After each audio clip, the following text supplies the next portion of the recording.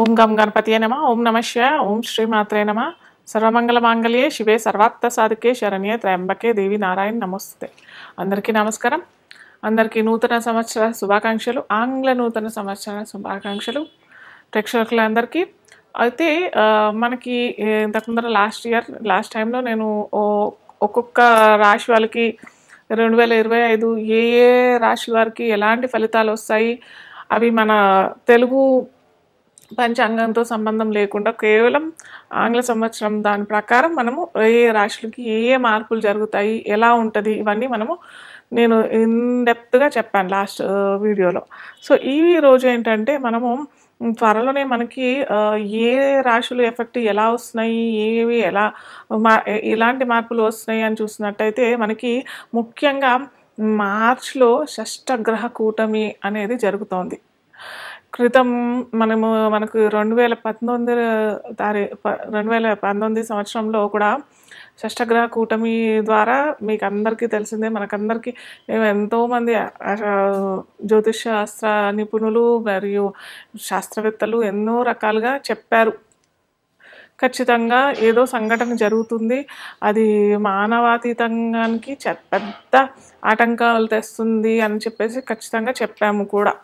కాకపోతే అది పర్టికులర్గా ఈ వ్యాధి వస్తుంది అని చెప్పేసి చిన్నగా ఒక సూచిక మాటుకే మాకు ఎవరికైనా అంతే, జ్యోతిష నిపుణులు 90 నుంచి 95% కరెక్ట్గా చెప్పగలుగుతాం. 5% అటు ఇటు అన్నట్టుగానే ఉంటుంది, ఖచ్చితంగా అయితే రాదు.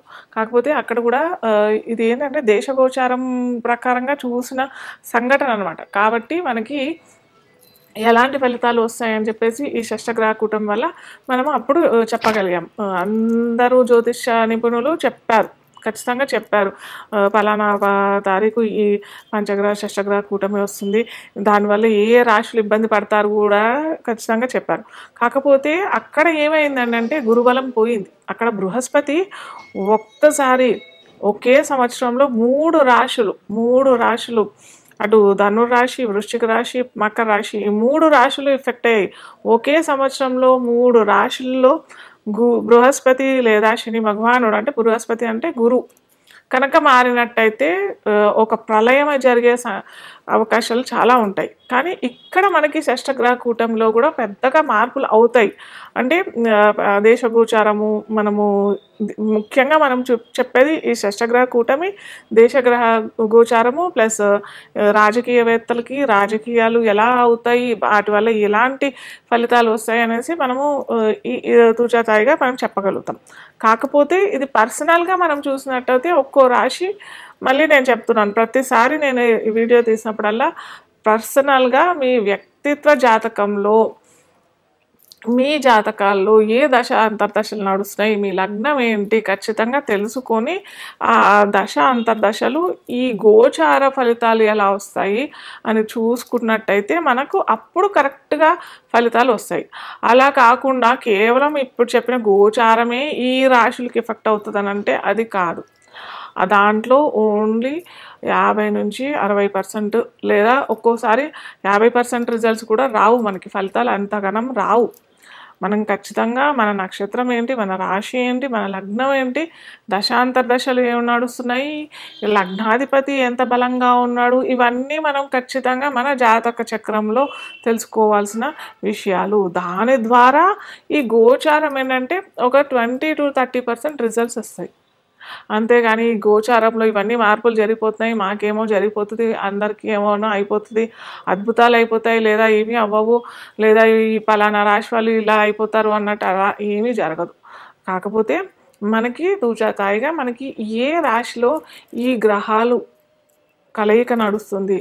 యాక్చువల్గా గ్రహ కూటమి అంటేనే, షష్టగ్రహం అంటే 6 గ్రహాలు కూటమి అంటే కలుసుకొని ఆ రాశిలో అది కూడా 2 రోజులే జరుగుతుంది సంఘటన. ఎందుకంటే ప్రతి 2.5 రోజులకి చంద్రుడు మారిపోతాడు. చంద్రుడు ఒక రాశి నుంచి ఇంకో రాశికి మారిపోతాడు.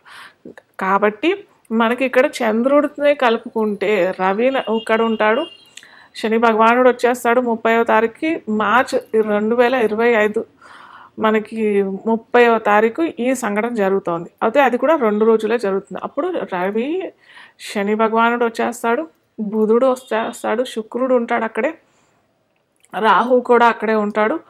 ఈ గ్రహాలు బుధుడు కూడా అక్కడే ఉంటాడు కాబట్టి ఈ గ్రహాలన్నీ ఉంటాయి కాబట్టి మనము ఆ 2 రోజులు మనము షష్టగ్రహ కూటమిగా మనం తీసుకుంటాము. ఆ రాశి అంటే మీన రాశిలో పడుతుంది కాబట్టి మీన రాశి వాళ్ళకి ఎలా ఉంటుంది, అలాగే మిగతా రాశులందరికీ కూడా ఎలా ఉంటాయి మనం చూస్తాము ఇప్పుడు తుచతాయిగా. అయితే ఇంకొకటి ఏంటంటే ఇక్కడ తెలుసుకోవాల్సింది చాలా ముఖ్యమైన విషయం ఏంటంటే ఈ ఒక ఆర్క్ లాగా వచ్చేస్తుంది అనమాట. అంటే మనకి 2 రోజులు షష్టగ్రహ కూటమి ఉంటుంది. తర్వాత 2.5 రోజుల తర్వాత చంద్రుడు వచ్చేస్తాడు. తర్వాత 10-15 రోజులకి రవి మారిపోతాడు. మళ్ళీ బుధుడు వెళ్ళిపోతాడు. రాహు మనకి కుంభరాశిలోకి వస్తాడు. ఇలా అన్నీ ఒక్కొక్క గ్రహాలు వెళ్ళిపోతుంటాయి. శుక్రుడు వెళ్ళిపోతాడు, బుధుడు వెళ్ళిపోతాడు. ఇవన్నీ వెళ్ళిపోతుంటాయి కాబట్టి ఆ పంచగ్రహ కూటమి అనేది కూడా మెల్లిమెల్లిగా వీడిపోతుంది. కాకపోతే ఇక్కడ ఈ పంచగ్రహ కూటమి అనేది కూడా 10-15 రోజులు మనకి అయితే 7 లగ్నాలకి మటుకు కాలసర్ప దోషం వస్తుంది. అయితే చాలా మటుకు అందరూ చెప్పేది ఏంటంటే కాలసర్ప దోషం అనేది కాలసర్ప యోగం అని చెప్పబడుతుంది. మన పూర్వీకులు చెప్పిన విధానం అయితే ఈ కాలసర్ప యోగము దేశగోచారంకే వర్తిస్తుంది, కానీ పర్సనల్గా వ్యక్తిత్వ జాతకానికి ఎటువంటి ఇబ్బంది ఉండదు అనేసి చెప్తారు. కానీ కొన్ని లగ్నాలకి మటుకు ఒక్కొక్క 12 రకాల ఇవి కాలసర్ప దోషాలు ఉంటాయి. సో ఒక్కొక్క కాలసర్ప దోషం ఒక్కో విధమైన ఫలితాలు కూడా ఇస్తుంది. ఇన్డెప్త్గా ఎప్పుడన్నా వీలుంటే నేను చెప్తాను ఒక్కొక్క కాలసర్ప దోషం ఏ విధమైన ఫలితాలు ఇస్తుంది అని చెప్పేసి మరిన్ని వీడియోస్లోను. అయితే అలా ఈ 7 లగ్నాలకి మటుకు ఖచ్చితంగా ఈ కాలసర్ప దోషం అయితే వర్తిస్తుంది. మీరు ఎవరన్నా పిల్లలు పుట్టేవాళ్ళు వాళ్ళు ఏమన్నా ఉంటే ఏమంటారు, చాలామంది నన్ను అయితే అడుగుతుంటారు టైమింగ్స్ ఇవ్వమని చెప్పేసి. దయచేసి ఈ కాల సర్పదోషంలో కాకుండా వేరే లగ్నాల్లో చూసుకోండి మీ పిల్లల పుట్టుక. ఇదొక్కటి మన చేతిలో కొద్దిగా ఉంటుంది. జనన సమయము, మరణ సమయము ఈ 2 మన చేతుల్లో ఉండవు చెప్పాలంటే. కాకపోతే మన మానవ ప్రయత్నం ఏదైనా చేయాలంటే మటుకు ఇది మన చేతుల్లో ఉంటుంది. కాస్త చూసి చేసుకోండి. నెక్స్ట్ ఇప్పుడు మనకి కర్కాటక లగ్నం తెలియని వారికి రాశి అని అనుకున్నట్టయితే ఈ కర్కాటక లగ్నం వారికి ఎలా ఉంటుంది? కర్కాటక లగ్నం వారికి ఏమవుతుంది? మనకి మీనరాశి నవమ రాశి అవుతుంది. నవమంలో ఏ షష్టగ్రహాలు, అలాగే లగ్నాధిపతి కూడా అక్కడే ఉన్నాడు. లగ్నాధిపతి కూడా ధనురాశిలోనే ఉన్నాడు. సో ఇక్కడ ఏంటంటే ఏమవుతుందంటే యాక్చువల్గా అమావాస్య కూడా చెప్తాం మనము.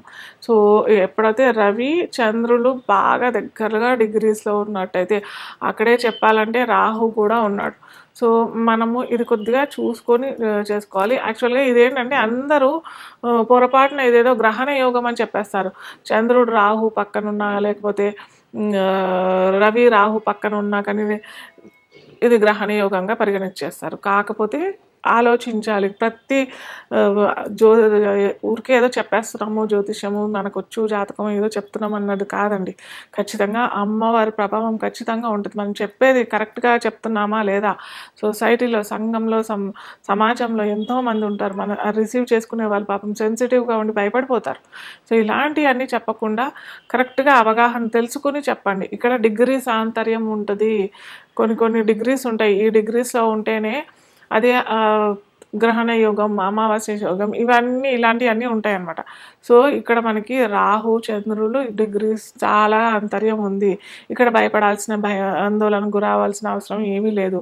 కాకపోతే మనం ఇప్పుడు చెప్పుకున్నట్టు మేష లగ్నం, వృషభ లగ్నం, మిథున లగ్నం, కర్కాటక లగ్నం వారికి కూడా ఆ కొత్తగా నవజాత శిశువు జన్మించినట్టయితే కాలసర్పయోగం వర్తిస్తుంది.